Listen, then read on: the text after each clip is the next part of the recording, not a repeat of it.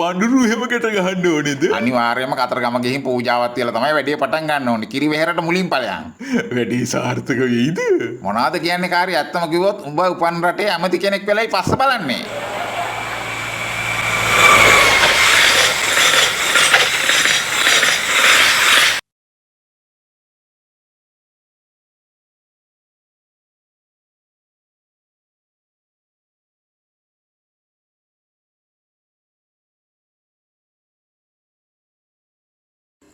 යාළුවනේ අද මායි කාරී විශේෂ රාජකාරියකට යොමු වෙනවා.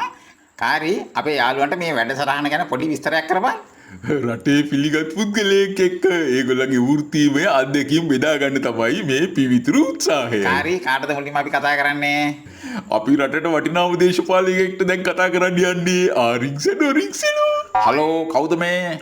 මම මේ කොටෝඩු මීඩියා එකකින් කතා කරන්නේ. රත්තරන් එවිතුවාද? රත්තරන් විතරක් නෙවෙයි මංගල මුදු මාල වලලු ඕන එකක්. මම මේ ළඟදී ඉඳලා රත්තරන් චේන් එකතු කරනවා. පොඩි උපදේශයක් දෙන්න පුළුවන්ද? රත්තරන් නම් ඉස්තරන්කාරී ඔයා ඇවිත් ඉන්නේ නියම තැනට.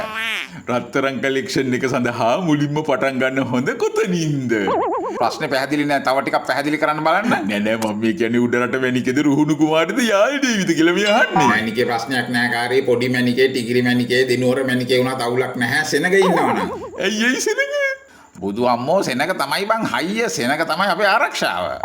තව පොඩි ප්‍රශ්නයක් තියෙනවා කවන්නේ නැද්ද ඇහුවට? අහන්න. පොලිසියට අහුවෙන්නේ නැතුව කොහොමද ඔය කලෙක්ෂන් එක කරගන්නේ? ඒක මෙහෙමයි අපි ගනුදෙනුවක් කරාට පස්සේ හුරේ රන්නේ.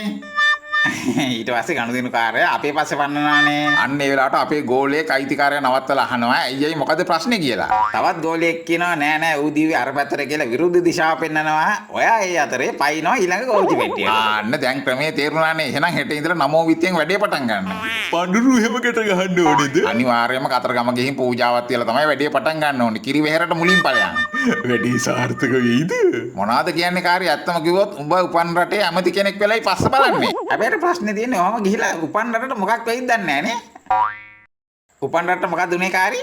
මොනවා වෙන්නද මෑන් ෆෝන් එක කට් කරා උඹ අනවශ්‍ය ප්‍රශ්න ඇහුවනේ. අනේ I'm sorry කාර්ය.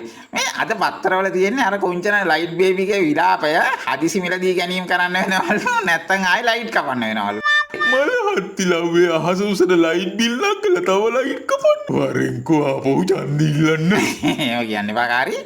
හදිසි මිලදී ගැනීම කියන්නේම ලැම්බෝගිනි ඔඩොක්කොට වැටෙන ස්වීප් ටිකට් තමයි ඉතින්. ස්වීප් ටිකට් ගන්නවට වඩා ඒක හොඳයි. ස්වීප් ටිකට් එකක් දැන් රුපියල් 40ක් නෙමෙයි. ලොකු දෙයක් බං නැත්නම් මම හැමදාම 5ක් ගන්නවනේ. ඉක්කන්ට කෝටිපතියෙක් වෙන්න කියලා හිතලා.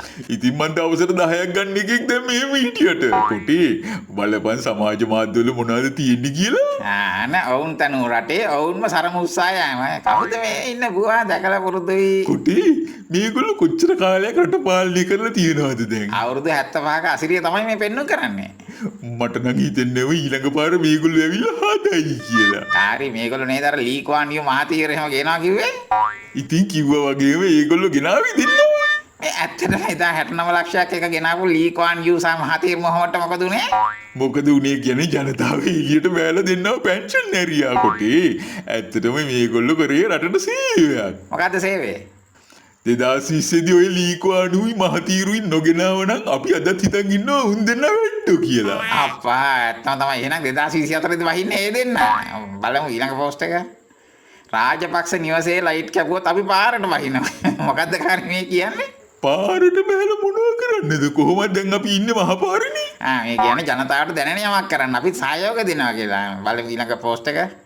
මේ පින්තූරයෙන් අර්ථකථනය වන්නේ කුමක්ද? මේ පින්තූරයෙන් අර්ථකථනය වන්නේ කුමක්ද? නිකන් හරියට කවුරු හරි භයානක පුද්ගලයෙක් වෙඩින් එකට ඇවිල්ලා වගේ නිකන්. මට නම් හිතෙන්නේ කිසියම් ආයතනකින් ඇවිල්ලා වගේ කෑම මේස විවෘත කරන්න. ඇත්තටම ඇයි කාරි බුවා හැංගෙන නිකන් මේ පරහන බයෙන් වගේ.